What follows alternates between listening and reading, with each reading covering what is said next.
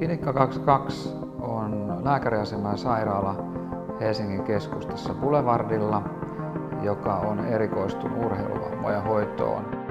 Maajoukkue on valmistautunut erittäin hyvin jo kesällä, että meillä on jo kevästä lähtenyt ensimmäiset maajoukkueen leiritapahtumat. On ollut testejä ja sitten on ollut 4 tämmöistä viikonlopun leiritystä. Ja sitten on ollut tuossa välissä näitä tämmöisiä turnauspohjaisia juttuja, missä ollaan käyty pelaamassa. Eli nyt käydään läpi vähän tarkemmin sua, että kun normaalisti katsotaan yleensä vaan se, mikä on niin se kipeä just tullut, mutta nyt kun on isot kisat tulossa ja näin, niin katsotaan vähän niin kaikkea, mikä sua on niin vaivannut. No joo, loukkaantumisia on ollut kyllä.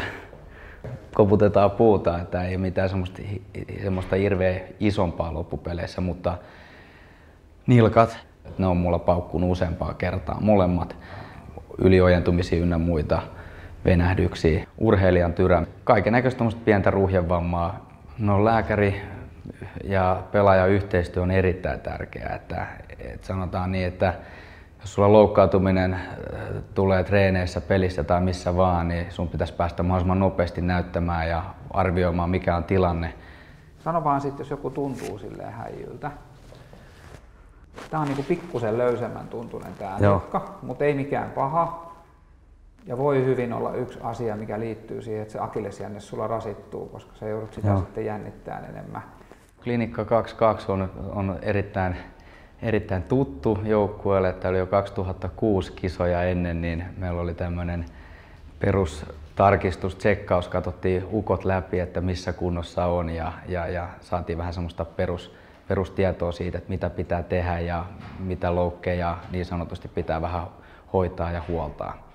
Kun tänään tutkin Suomen miesten maajoukkueen kapteeni Mikael Järven, niin hänen osalta sinänsä niin kun lähtökohta oli se, että mies on täydessä pelikunnossa, mutta kaikenlaisia erilaisia kremppoja ja vaivoja on varsin runsaasti, mikä on hyvin tyypillistä huippusalibändipelaajalle. Joten nämä hoidot, mitä hänelle suunniteltiin, on sen tyyppisiä, että ne tähtää siihen, että ne vammat ja vaivat ei pahene. Ja tässä nyt esimerkiksi niin kiinnittää huomiota hänen kenkiin, tukipohjallisiin, erilaisiin teippaustekniikoihin ja sen lisäksi käydään läpi hänen lihastasapainoaan ja tehdään tämmöisiä vahvistavia lihasharjoitusohjelmia hänelle ja sitten myös käydään läpi hänen kävely- ja juoksutekniikkaa.